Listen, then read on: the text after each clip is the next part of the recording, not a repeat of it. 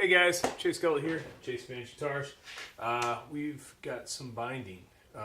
This is 090 thick by I believe 9/16 tall, if memory serves me correctly here.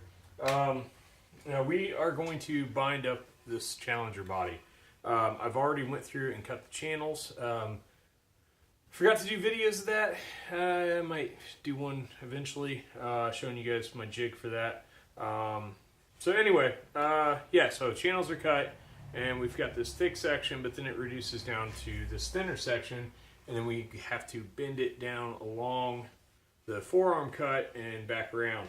Now the 090 binding is a little on the thick side, so it's pretty heavy duty. It's kind of tricky to manipulate. So since we don't need the full thickness anywhere except for here, we're going to go ahead and cut a lot of this down. Now I've made some tick marks here, laid the binding along, kind of got a rough estimate of how long it needs to be, and then measured and checked my sides here. So I'm going to go ahead and set it on the bandsaw now and zip it down up to that point.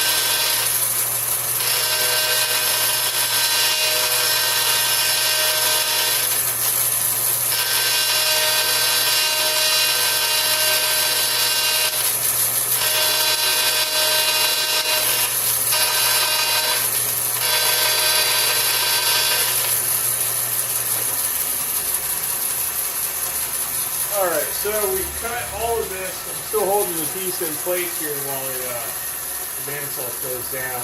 I don't have one with a fancy brake on it. So once this stops, we'll go ahead and feed it back out.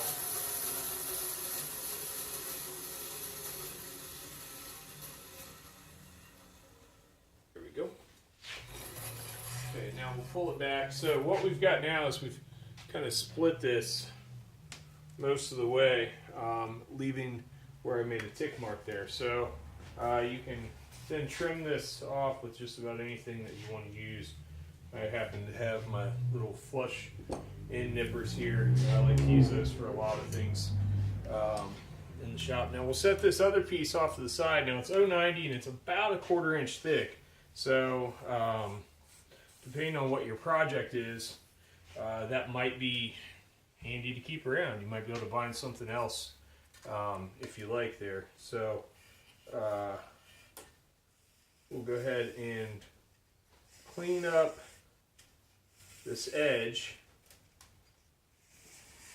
by just kind of very easily zipping a file down along it.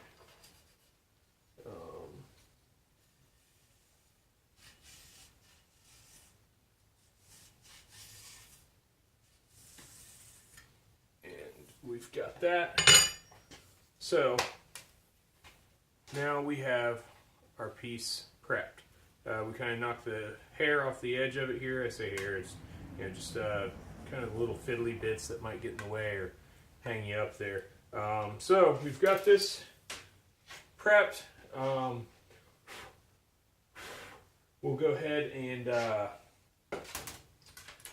grab a clamp here. So we'll have a clamp. Now, all we're doing here is we're kind of just getting things ready, because we're going to take the heat gun and start to form this, but when we do, we kind of want to have our stuff nearby, because as you can see, this stuff's kind of unruly. It wants to stay straight, and part of that's because it's so thick. If you were working with a thinner binding, it tends to be a little more flexible. This is fairly rigid, but in the sense of it takes a lot of force to bend it a little bit here but you know it's also still flexible, so you know under its own weight out there. But it kind of wants to drag itself along and go where it wants to go. So we're going to use a combination of clamps and some tape here to kind of help us along throughout this process.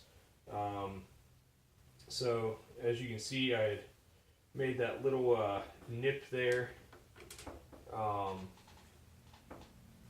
the binding, so that we've got a good starting point, and then that will continue and wrap the rest of the way here. So yeah, I'll go ahead and stop this video, and we'll start another one here in a second, where we'll get out the heat gun here and start bending and putting this in place.